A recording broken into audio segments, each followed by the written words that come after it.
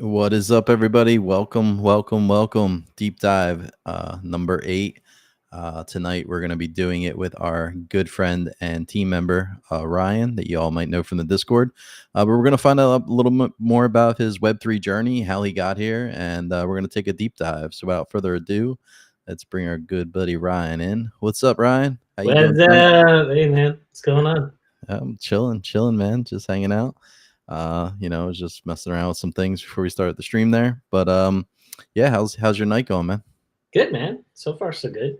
Work's a Sweet. little crazy IRL, but we're at our year end, so there's just a lot of admin stuff to get through. Yeah, for But sure. but so far, so good, man. Yeah, Pretty yeah. chill lately, anyway. I see I'm over here checking my views, collecting, and it's refreshing, and I'm getting views. That's pretty cool. Just want to Yeah. say, I know Vince has been dialing that in, so it's awesome. I'd have a nice bonus because I keep sweeping decoders. So Nice. so I want to start with first off, like, how did you come to Web3? Like, what brought you to blockchain? How were you introduced to cryptocurrency? Like, I want to hear about that. Like, tell us how you found blockchain and crypto. So my story is a little weird. It's not the typical route. So when COVID kind of hit, there was a big surge in streaming, in people's interest in streaming. And I was helping a couple friends and some people who are pro streamers create Twitch themes and all animations and stuff for them and branding and getting that kind of ready to go. And then I got invited to Clubhouse when that was kind of kicking off. And I started following people in the gaming industry and working on making connections in esports and stuff like that to work on streams.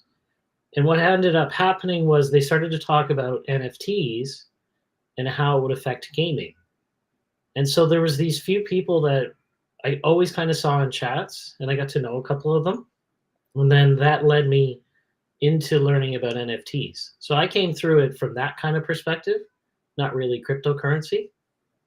So that was kind of interesting. And then from there, originally I didn't know that there was different blockchains. Like I didn't know that there's Ethereum when I first started. So the guy I was listening to a lot was creating stuff, but he was creating on Hedera. So when I first joined, I started on Hedera, not knowing the difference, right? And luckily, though, I landed in a really, really good community with a lot of really good people who are still my friends today. And then that kind of led me to meet you guys because my buddy BC Trades, he's like, yo, you got to come over and check this out. He's like, go download Phantom. I'm like, what's that? Because I didn't know you had different wallets or anything. So I'm like, okay. And that's kind of how I got into Solana and then meeting you guys through Wastelanders. So when I first jumped on Solana, the first people I actually chatted with was Chaz and Vince in a minting Twitter space. Yeah, I remember, man. It was the end of 2021, beginning of 2022 when I met you. Yeah, It was it was December, January, like in that area right there.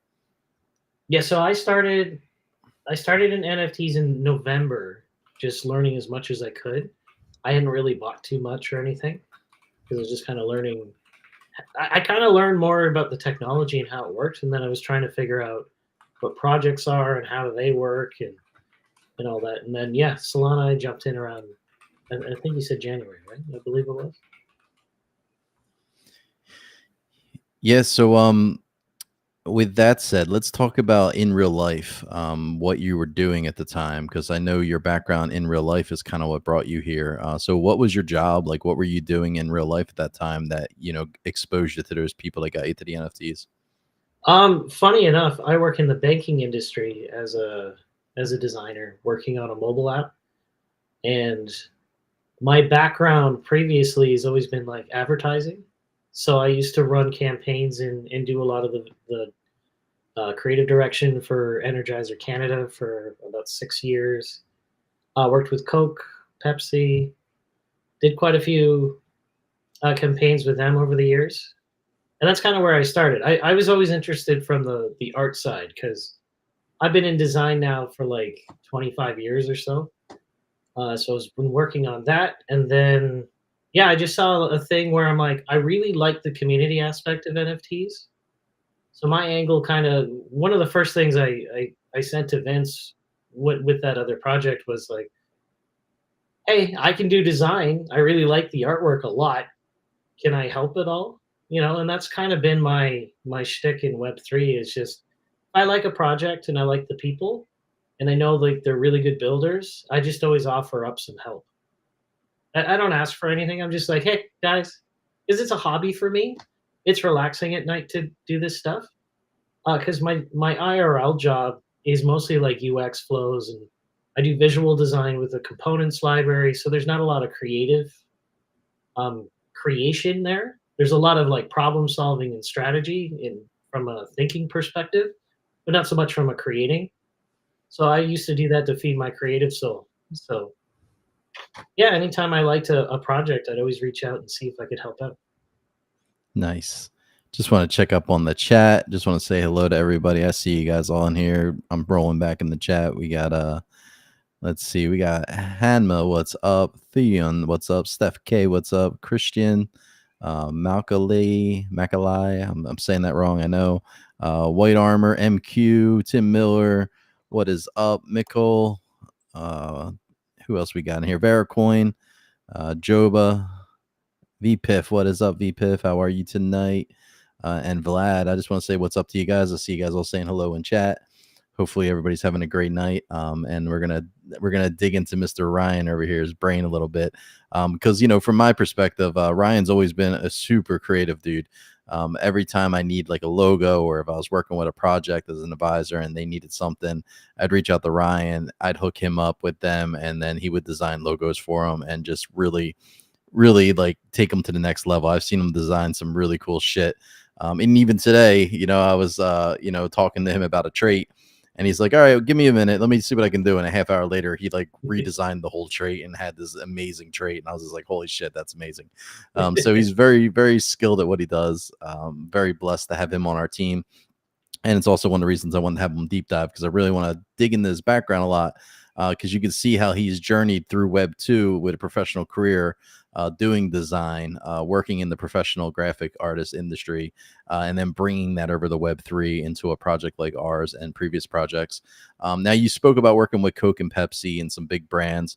I've been on like your website. You have a personal website. If anybody's not sure, it's just Ryan's name, I think .com, correct, Ryan? It's just your name.com. Yeah. And it's got some of like your stuff that you did. I think you did some like promo stuff for like Walmart at one time.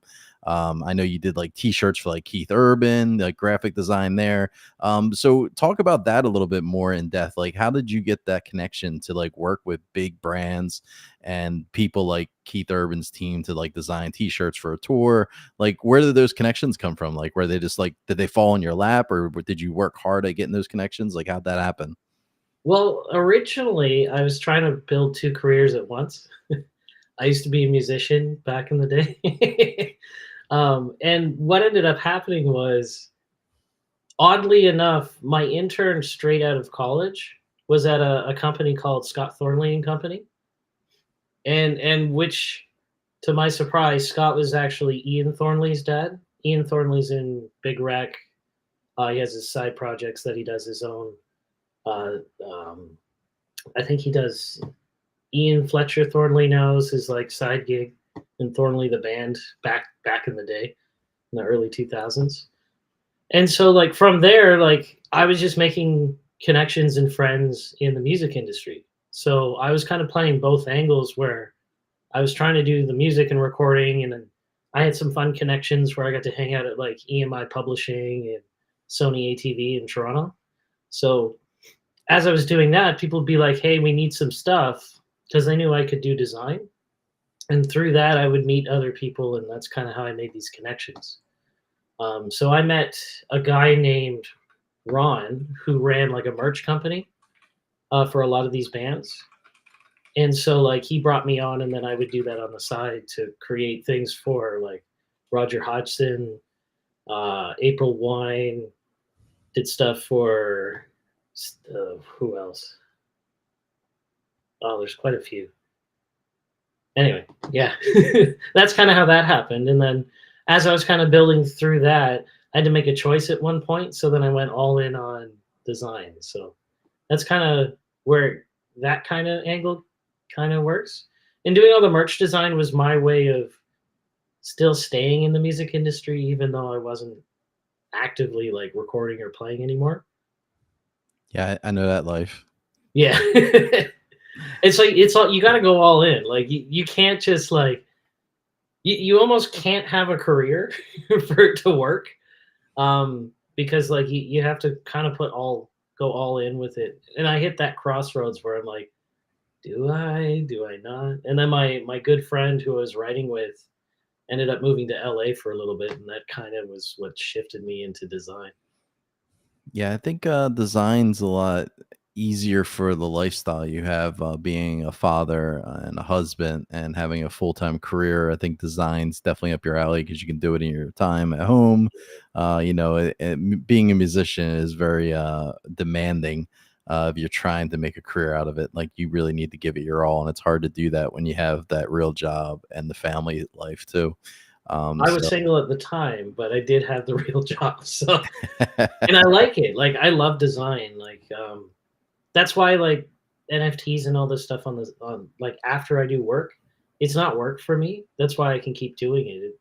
It doesn't burn me out really. I'm super careful with that. Um, Burnout's a real thing, guys. Make sure you take rests and recover when you can. I had a really bad like a couple of years ago. I burned out extremely bad, but that was just because I was doing way too much. So now I know, and now I control that very carefully.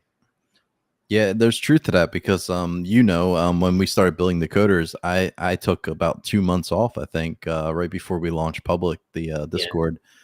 I took off in November and December. I wasn't around. I was MIA for a bit, because I needed to take that time off from Discord and really like, re-establish myself before we went headfirst into Decod3rs, because I knew I had to, come in and just be full steam with this project because it was different than anything else I worked with.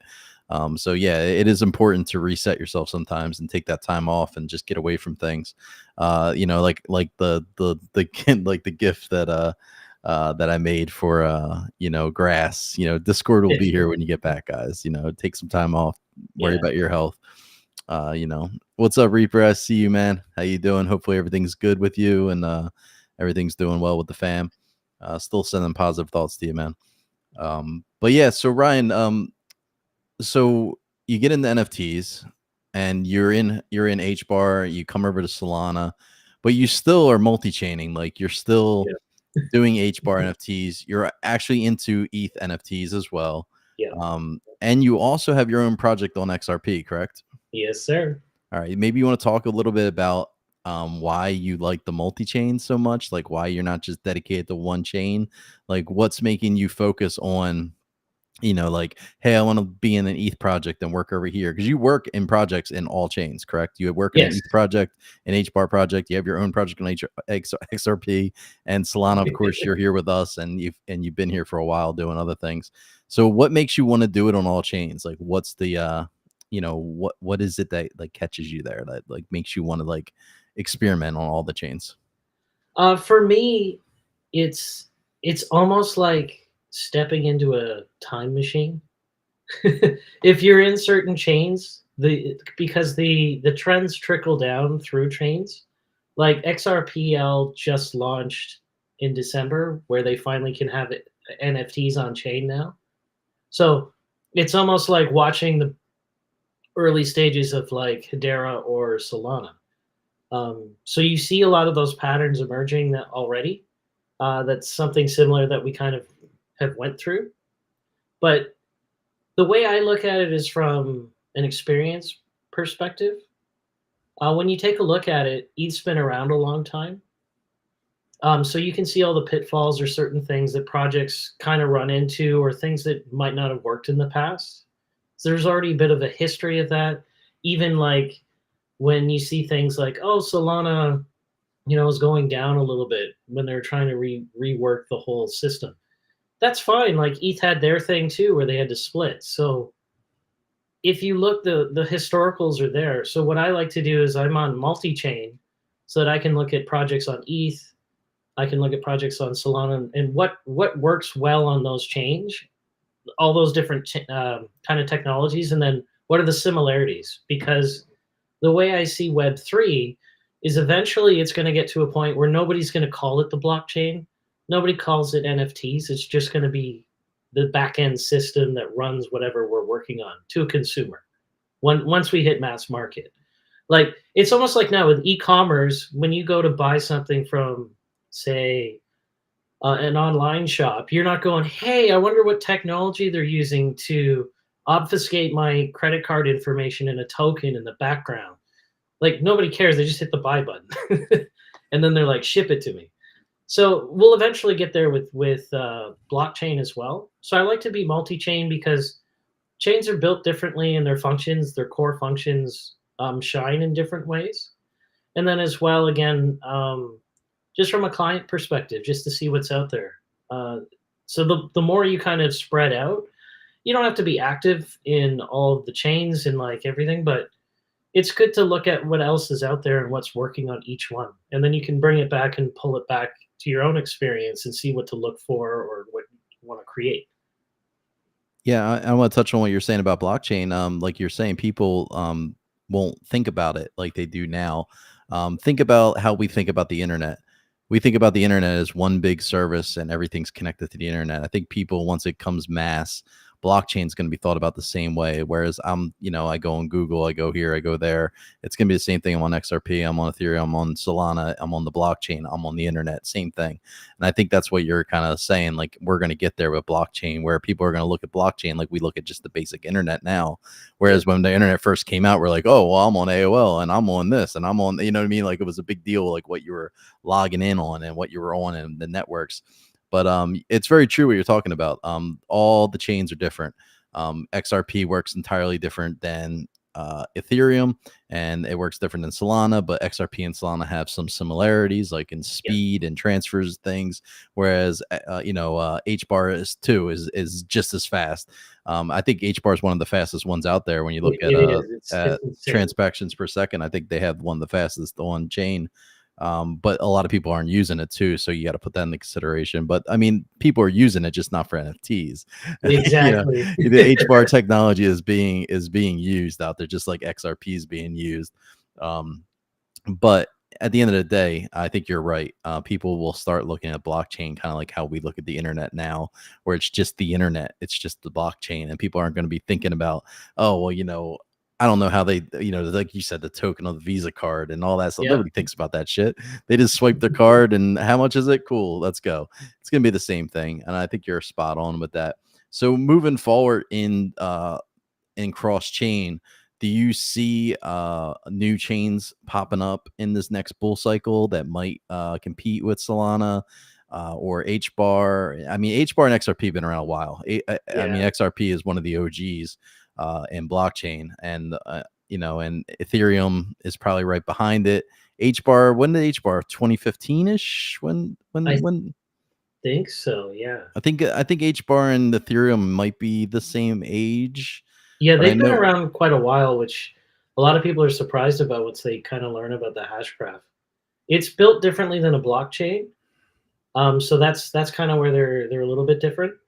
The Hashgraph is multiple different things like nodes checking. It's the I don't know the technical part of it too well, but I know it's set up slightly different than a blockchain. So yeah.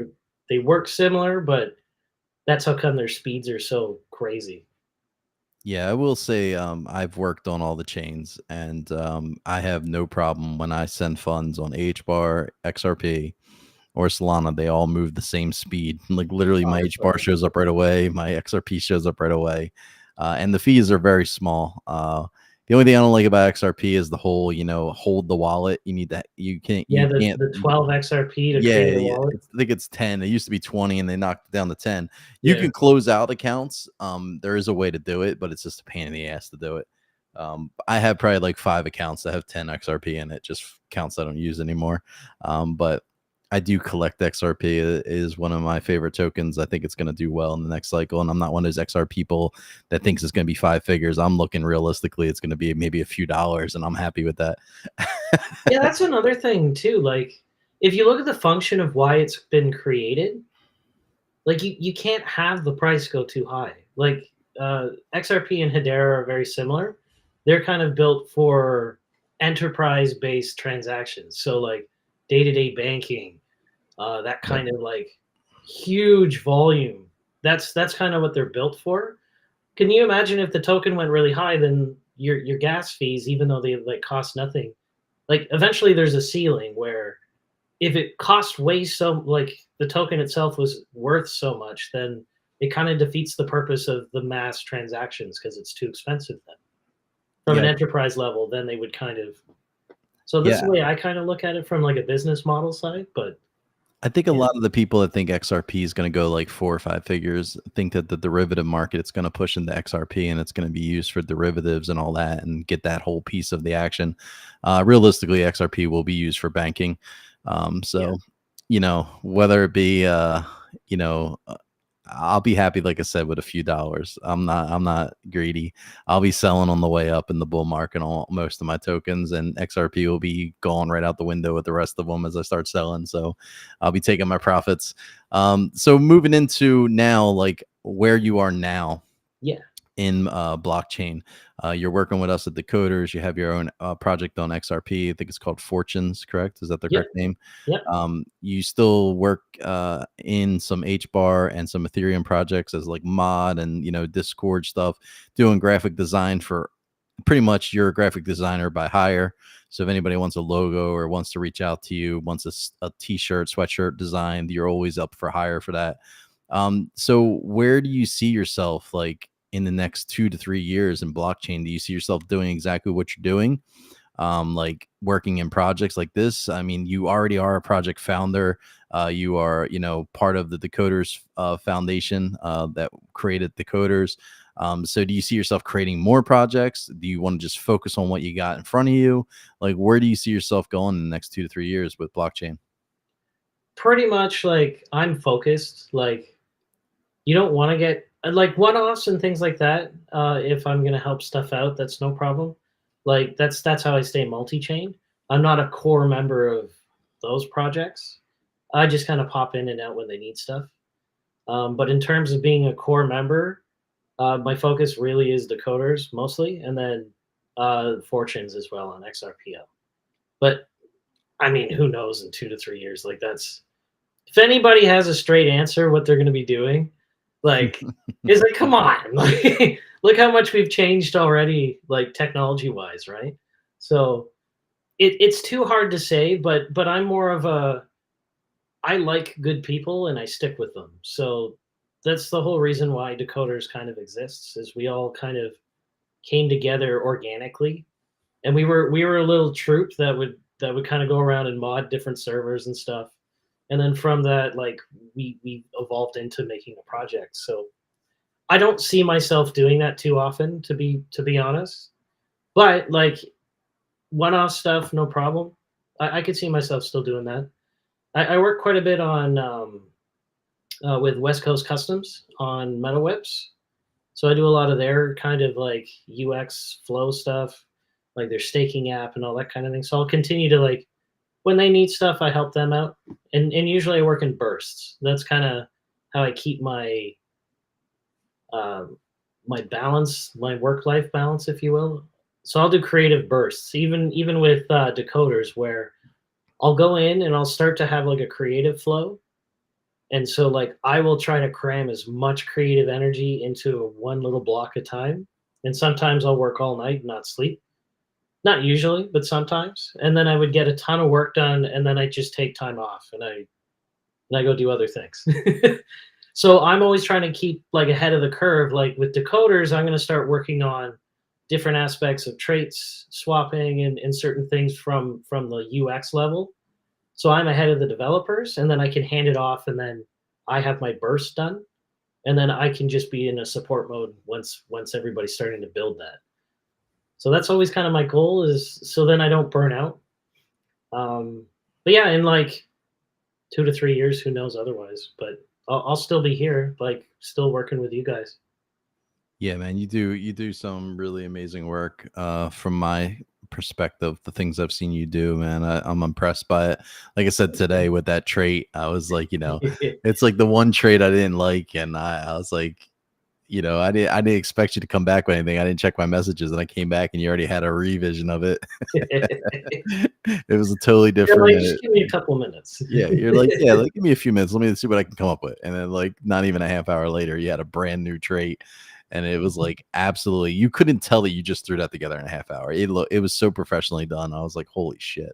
Me, meanwhile, I can't even draw stick figures and have relation on one side to the other. So Well, um I mean it, like it's like anything, right? Like I'm fast because I got 20 years experience doing this. yes. And like when you guys see my derp face that I create, there's a reason why I make those. A, it's fun as fuck, but to be honest, like it keeps my Photoshop skills up. So if I have like a screenshot of a movie and I'm putting that derpy face in, I have to do color correction, I have to blend it well, I have to do all these things to make it look real enough that it's actually in the space. And all that does is just it keeps my chops up and I'm really quick. So now like if I'm looking at like the trait we were looking at earlier today, I can look at it, see the colorization, and then replicate it within a couple minutes. Like that's kind of why I do those derpy faces. It's kind of fun, but honestly, that's the real trick behind it. Gotcha. Guys, I do see your chatter. It looks like the live limited out at a certain amount. Mine stopped as well. So I just did alert Vince to it. If he's not listening to here or hanging out, I don't know if he's working on some stuff, but I just sent him a DM about it. So I'm sure he's going to jump right on that, guys. But I see your messages. Don't think I'm ignoring you. But yeah, it looks like the live did stop counting. Mine is stuck at a certain amount too. It looks like the same amount as you guys. Um, but with that said, I wouldn't worry about it because what Vince does is he tracks the time of the Discord on the live. So as long as you have the live open and your Discord's still logged in, he's going to be able to see that you were on it for an hour and be able to upgrade it to the correct amount. That's how we're also tracking people to do the auto claims. Is it's based off of your Discord logged in and the time stamps from when you start it to when you leave the video. It's all recorded in the database. So nothing to fear. Vince is still tweaking the product right now, post mint, because he had to do a lot of changes and the multipliers are fucking with him a little bit. But I have all faith that he will get it straightened out. So just bear with him. I appreciate a lot of you guys, man. You guys are super patient. We are building something that's never been built before. So, we're learning as we go. And Vince is making noises in the background. He just said he will top everyone up. So he just responded to me in my DMs. So we got you guys. We got you guys. In the meantime, let's find out more about Ryan. If you guys have any questions about Ryan, you want to hear about his personal graphics design, his background, ask away. Because like I said, he's one of the, I can't tell you, I've recommended Ryan to so many projects I've worked with.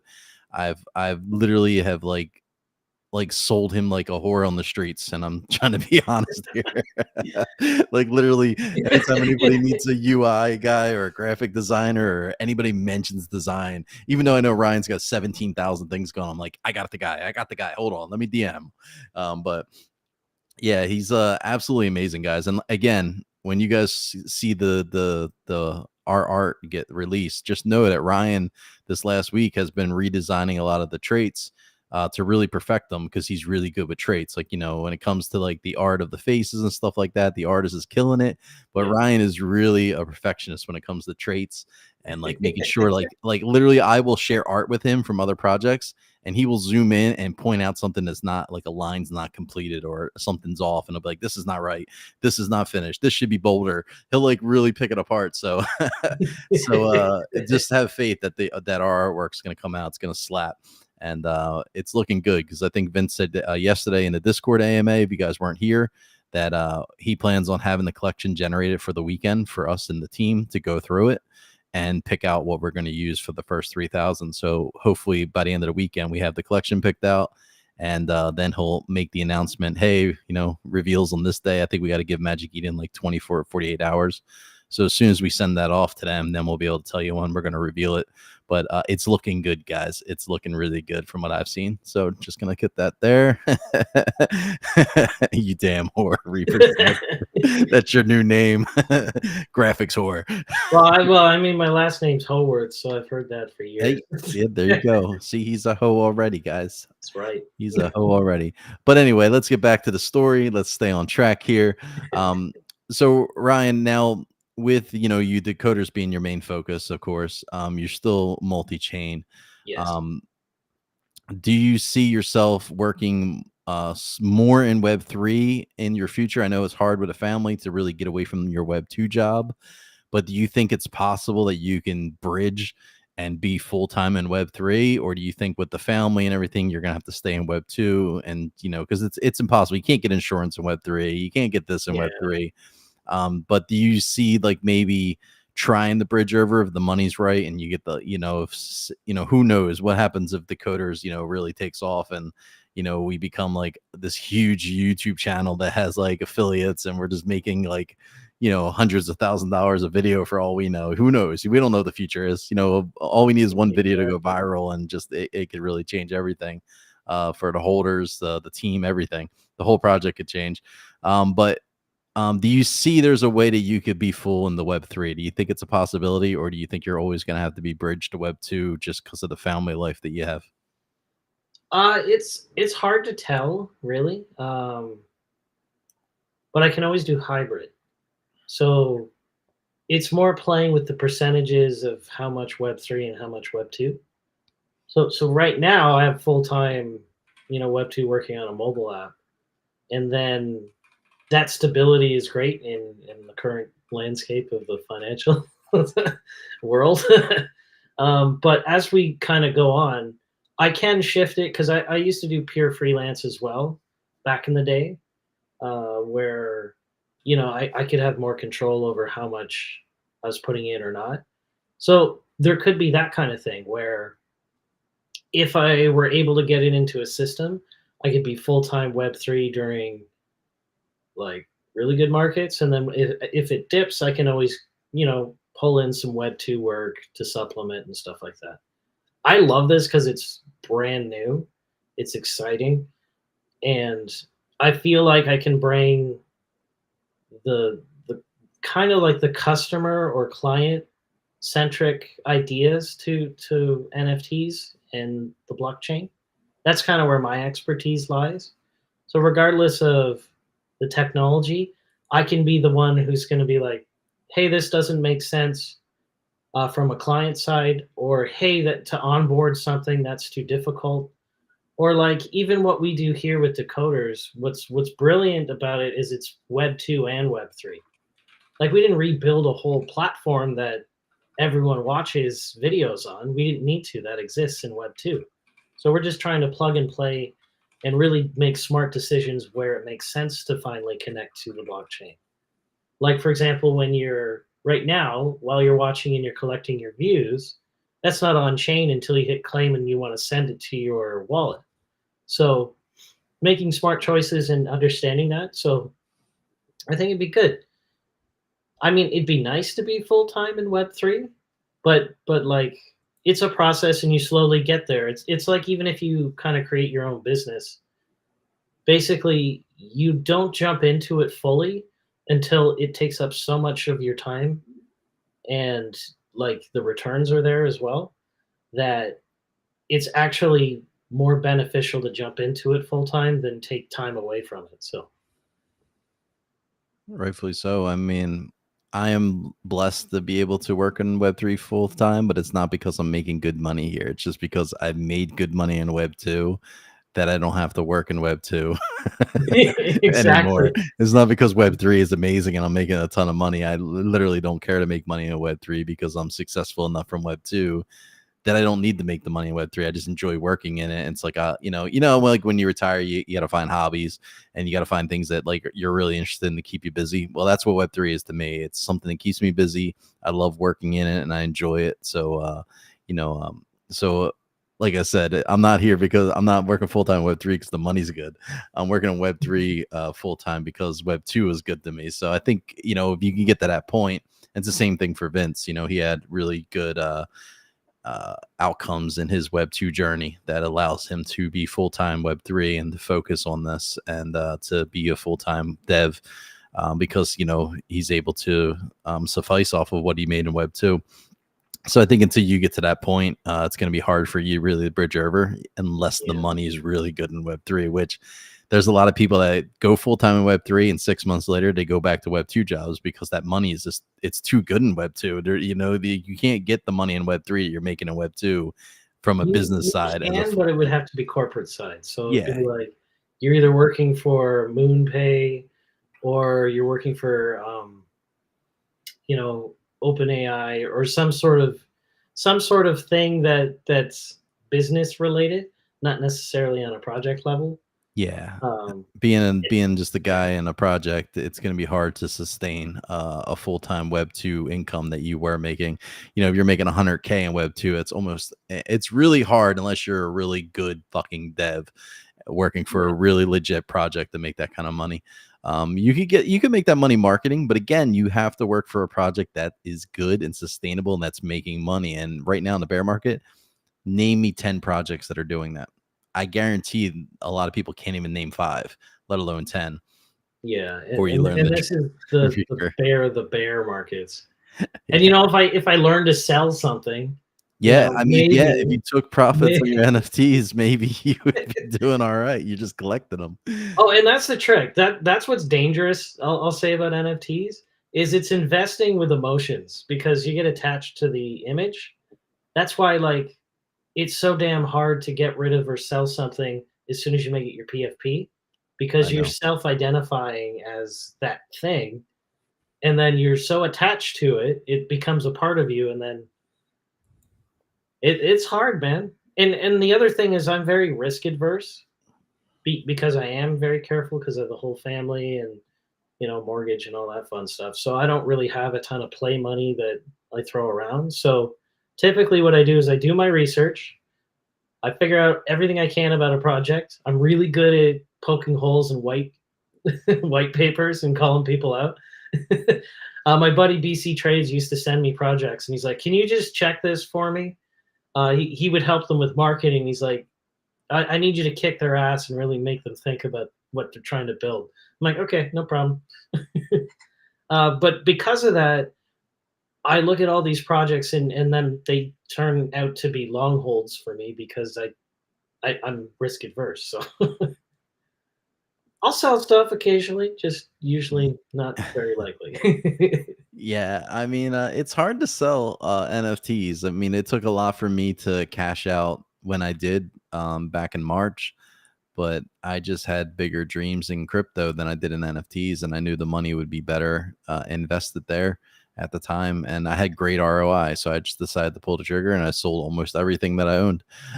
Like literally in like a week's time, I sold almost every NFT I owned, and it was great having that much soul in my wallet for a minute. I had like, I think I had like 3 or 4 thousand soul just chilling in a wallet. I was like, this is cool, but it was worth it because I came into NFTs and I think I brought $12,000 into NFTs from crypto profits. And when Soul was $200 a piece, you know, it only got me so much Soul. You know what I mean? I bought like Yeah. $12,000 worth of Soul, and then I started investing, and that's my journey. And I never really put much more in. So to cash out that, you know, 3, 4 thousand Soul, I still made some decent money, but it wasn't like, you know, right home mom about. But at the same time, I was able to take the money that I came out of crypto with, reinvest in NFTs, make a little more profit, take that profit out of that, which was profit on profit, and then reinvest it back into the bear market. So, you know, it's a win-win at the end of the day for me because I know I'm just going to have more profits on that profit that was profit. That makes sense. Yeah, no, 100%. Even if it was only a little profit in NFTs, it was still good profit. Another But cool thing too with NFTs I found, I realized this stuff way too late because it takes you years to kind of see the patterns. But if you look at like DGods, they're almost like a stable coin for NFTs. So a lot of people made a lot of money trading those because if you're not attached to it and you can let it go and buy back in, it was really easy to as the pump would go, you'd sell it, you just wait a little bit, it would drop back down and you buy back in, and you could keep doing that continuously with their project specifically. So it's like if you can find those little gems, you can keep riding that. And you see Carlos do that a lot currently on Twitter with the projects he's purchasing. He's buying a lot of stuff right now because we are in a bear market, and he'll probably just sell a lot of that off once it picks up because it's a good team, it's good solid projects all over the different chains. So yeah, if Yeah, you can identify that stuff too, there's good profit to be made there. I yeah, found out too late, but you know, and I'm not going to sell my DGod. Like that's part of my identity now. So yeah. I think one of the best stablecoin projects out there right now is probably a Famous Fox. They oh yeah, literally are just like solid, like they yeah. stay in the same area. And that was one. Like I said, I sold D Gods, I sold Famous Foxes, I sold all of my NFTs, and I sold them when they were high on Solana. You know, and now looking back, I think when I sold my D Gods, they were worth about 12,000 a piece in Solana. I can't remember. I think they were about 12K a piece. And my Famous Foxes were 60-ish soul when I sold them. And you know, so it was all profit and it was good money. But you know, if you look at the price of Sol now and the price of Ethereum now, you know, it's just like it really wasn't profit in a sense if I took that Solana now and I had it still. But you know, that's why I said I reinvested in the crypto and I DCA'ing the crypto with that money weekly until I ran out, and then I started pulling back out of my pocket. But um, I really think all the chains that you're on are going to do well in the bull run. So I think you selling your NFTs for the crypto over the next year on like HBAR and XRP and like and holding onto that coin, I think that will benefit you a lot because I think HBAR will do well. I think XRP will do well. And when I say do well, I'm talking like 10 to 30% Oh yeah, increase yeah. on you know what the price is now.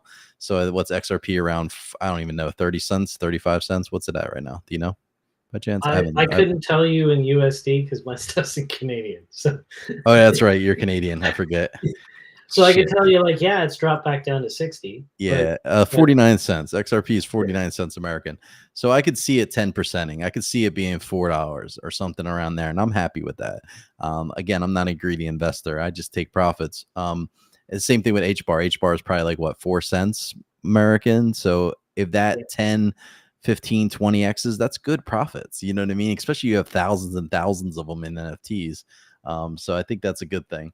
Um, And with HBAR, it's kind of like a sleeping giant a little bit because people haven't really shown a ton of interest, but they're not really pushing it either because they're still building for enterprise. So they're like the NFTs and stuff is a fun thing, but it's not the focus of the chain. And so when you kind of dig into it, um, you can see they have a governing body. Google's in there, Ubisoft is in there. Like they have a lot of really big players. LG TVs can show HBAR NFTs now. They started doing like integration into just to test a few things. So it's quiet now, and there's maybe like I would say maybe only maybe like 2,000 active wallets trading NFTs. So it's still pretty small knit community in that regard, but everybody's like really well connected because it is such a smaller community. But I would say, yeah, like look into it if you guys are interested because it's kind of a quiet thing right now, but there's quite a bit of potential. And even in like, I want to say in the bull market, they were hitting like about 30 cents at the top. So there's a lot of wiggle room to go up as well. yeah. And because there's these big companies behind it too. I can't see it like fully rugging or anything either. So No, I really think the chains that you're in with your NFTs, I think you're going to do well with. That's why I was telling you before, like it doesn't hurt to sell your NFTs if the prices are high and keep the crypto. yeah, No, because like I know. As soon as I connect to like one of the marketplaces in Hedera, it shows you your your worth in H bar, and I'm like, man, I should really liquidate. yeah, I'm trying to look at H bar. H bar's all time high in the last bull run. I'm trying to. I can't remember what it was. I think it was like 60 cents, Yeah, roughly. it had a weird spike, like out of the blue, like really big, and then it leveled out and was more consistent around, I think, around 30. But Yeah. So I mean, you think about it. It's at 4 cents now. If it gets up back up to all time highs, and usually, every bull market we see higher highs than we did yeah, last time. So that's like a 15x pretty much from it where it's at now. So I think that's awesome. Um, but yeah, I would start banking on your coins there, sir, and stop collecting JPEGs. It's just a listen, recommendation as a listen. AMA in the chat will back me up, man. We have a full yeah. dedicated Discord server for our buddies called Fomo. I know, I know. Like, Yeah, I we're all know. use like, hey, have you heard of this project? I It's am really fun. always going to preach and encourage people to take profits when profits Yeah. are there. That's the name of the game, guys. I mean, if you want to collect JPEGs, that's cool. I have a couple rug wallets. I can donate them all to you, and you guys can collect them. But take the profits when they're there. Collect your coins because the coins going into the next bull cycle are going to be worth a lot of money. And I don't know if the value of the NFTs will go up or down, as we see in Solana. Solana goes up, NFTs go down. Solana goes down, NFT goes down.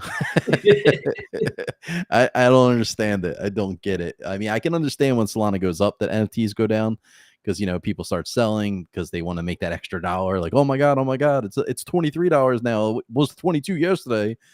I just made an extra dollar. It's like it's gonna probably be $100 this time next year, if not higher. Why can't you just wait? But at the end of the day, though, let's get back to Ryan's story. So you used to be a musician. You work in graphic design 20 years. You've worked with some big companies.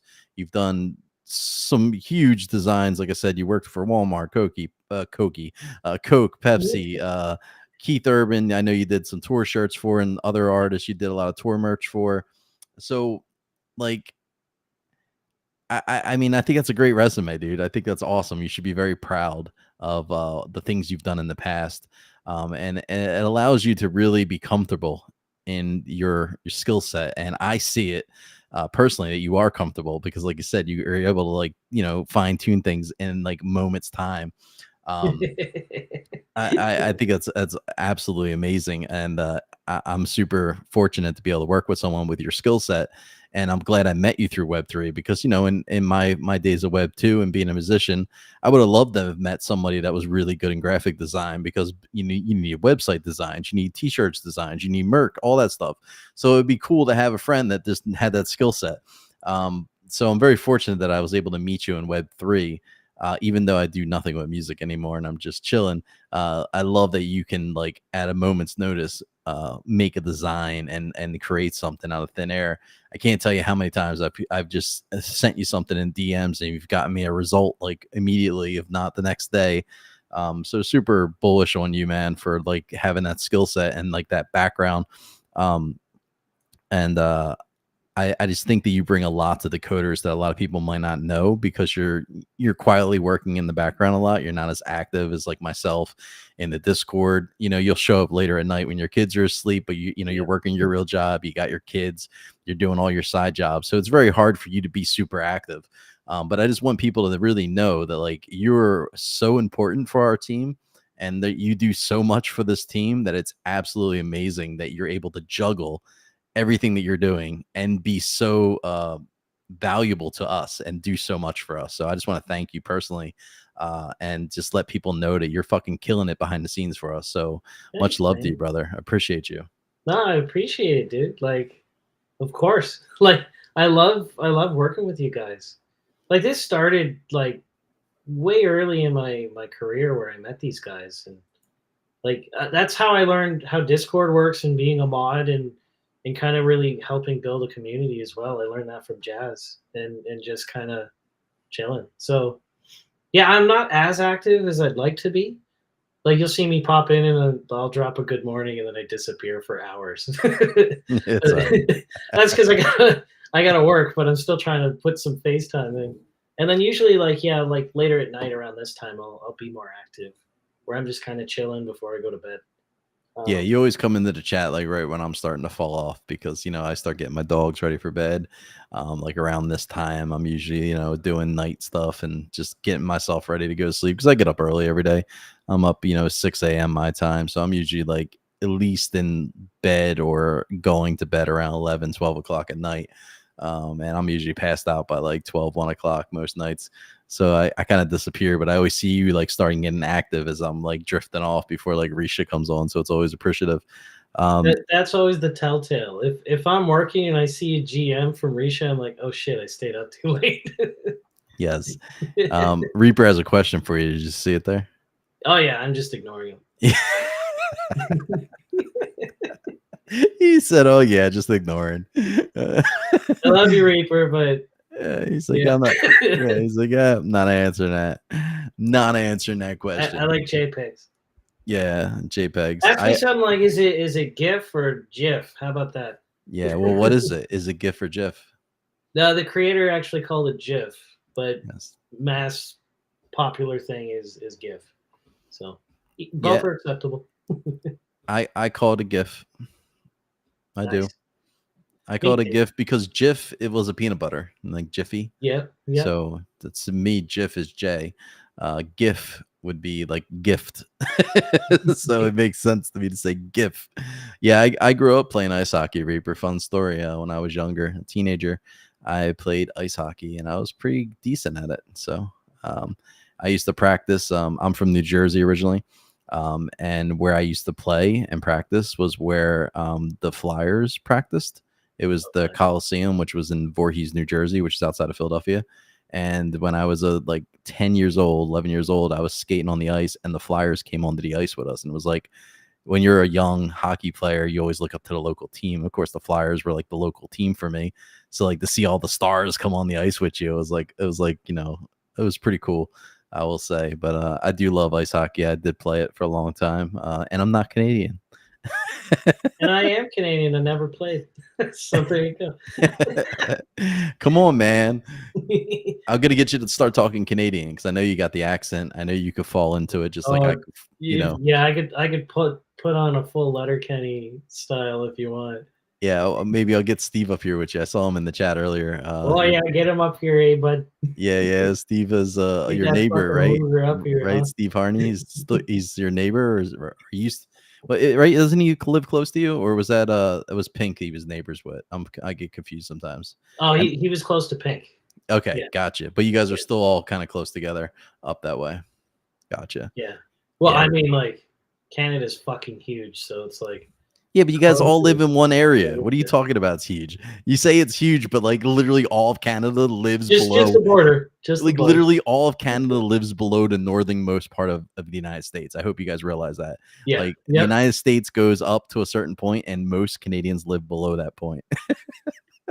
Oh, dude, I people used to get mad at me because I'd say like, Alberta. Okay. Gotcha. um, because we're in Toronto, right? So if you look at the border, it dips south a little bit where the Great Lakes are, and then it hooks up and around.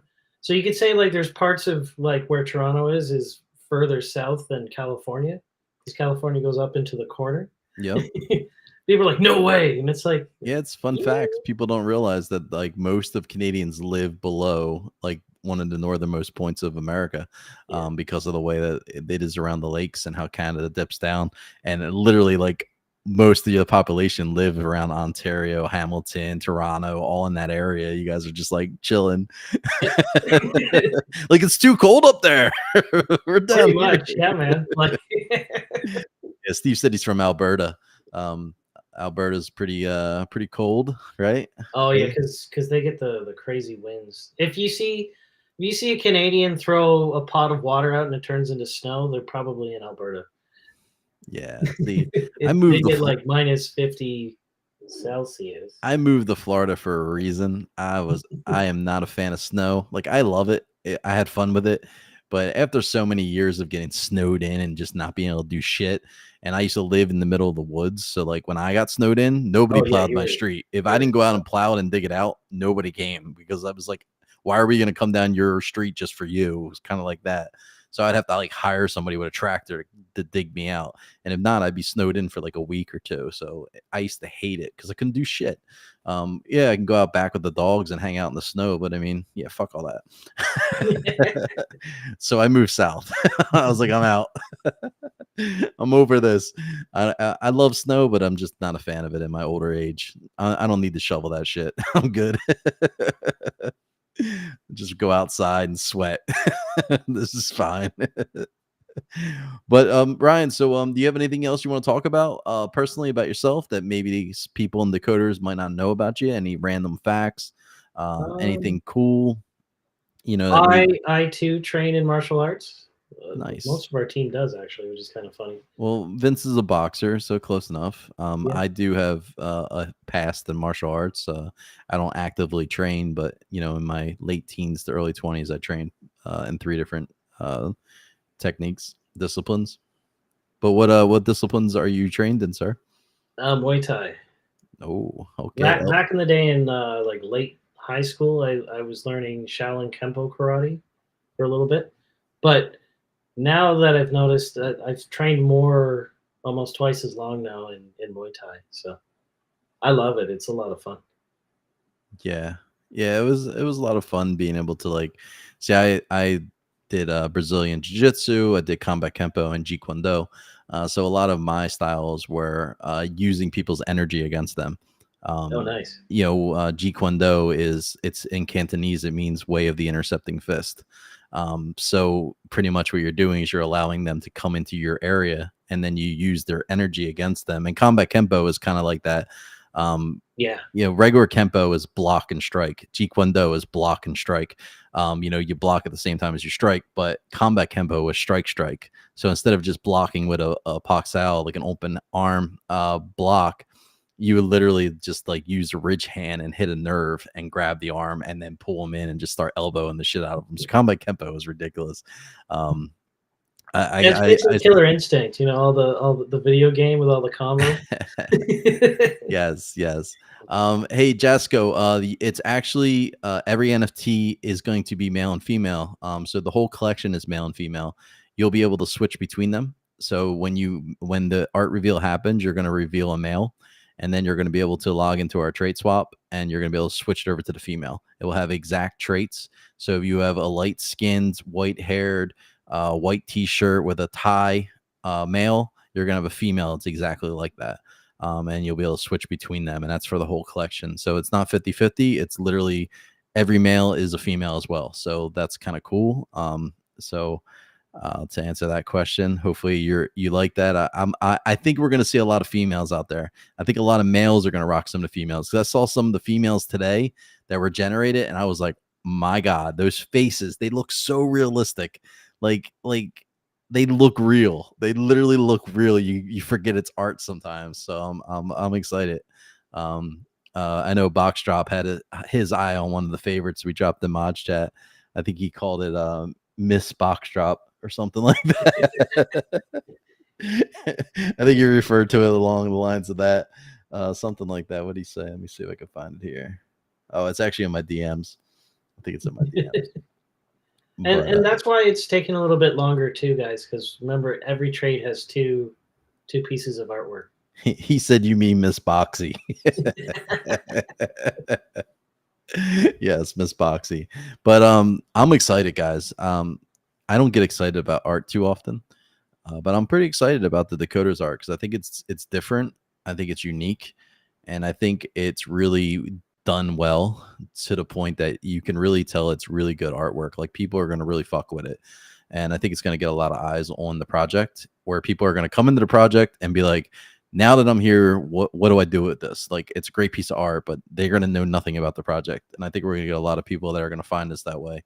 So I think it's going to be a good thing once we get it out there. And, we'll start seeing all the Twitter PFPs and, everybody changing their PFPs over. Of course, I'll wait until I get my little 101, but I want the art to be done before I start pressuring the artist to make me my 101. I was talking to her about it like a day or two ago. So I might actually jump in and do some of that for you. Well, I figured you could make the trade. You can make the glasses, and you can make the hat. I was You already know, starting to look. I'm like, what I can can, we I can, I do? can give you a picture of these. I can like bring them up to the camera so you can see them. They're just Oh yeah. so you Oh can see what my nice. headset looks like. Oh yeah, we can match that pretty easily. They're uh, they're the Sandra's Hi-Fi Man. Oh They're like, nice. yeah, they're called Hi-Fi Man Sandra's. If you Are want to they look at them close to online. you? Oh man, these things are so beautiful. If you're an audiophile like me, these are your go-tos. I mean, they're decently cheap in the sense of an audiophile buying headphones. They're not the best of the best. You can get better, but I mean, I think they're like $200, maybe 250 ish. I can't remember. I would say 150 to 250 range. They're Hi-Fi Men Sandra 2s, I think, are the name of them. Let me look them up. I gotta write those down. Uh, yeah, Hi-Fi Man Sandra 2s. They're roughly $240 to $300, depending on where you find them. Yeah, they're in that range, 240 to 300. But they're absolutely amazing if you're an audiophile and you love listening to music like I do. They really have good sound for everything. I could really hear everything going on. They were great when I used to mix music as a producer. I used to mix with my really nice speakers, and then I'd like to mix in headphones as well, so I could hear different things in the headphones that you wouldn't hear on the speakers, and vice versa. So they were really good for that too. But I'm going to wrap up the stream. Ryan, just lastly want to say, man, thank you so much for being a part of Decod3rs, being a friend to me in Web3, because you are a friend. And you know, part of my family in Web3. I appreciate you for that. One of the Me too, man. OGs that I met in this space from the early days.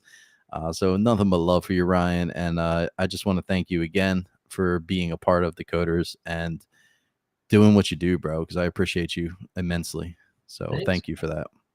Thank you, dude. Because like, Thanks, you damn whore. hey, You everybody wants graphics the cake, whore. man. All Yeah, right. graphics whore. And everybody that's listening to the stream, just know, you know, the views, you'll get it taken care of. Vince is going to be up all night again, getting some shit straightened out. You Yeah, know, that sounds nice it's for just him. hard right now because we need to focus and get the art out too. So he's like really doing double trouble right now, but it's no excuses. So apologies for any problems that you guys had tonight with the app. We'll get it squared away for you guys. And anybody that was live in the stream, hop into the Discord, say, hey, great stream or whatever. Let me know you were here. And I'm gonna hook some people up with some views. So just hop into the chat. Let's just have a good time. Let's have some good vibes. And I'm gonna send out some views to some people just hanging out in the Discord after the show. So come in, just vibe with us. And I'll just keep saying give wallet. So just give me your wallet. I'm gonna send out some views as a thank you for you guys for being so patient and being a part of the community and chilling with us, you know, building with us. So thank you for that. And everybody else that's listening in, they might not know what we're doing. Hop into Discord if you just randomly came across the stream. Check out Decod3rs, and we'll see you guys in the next one. Hope you guys all have a great night. Thanks, man. Thanks for having me, dude.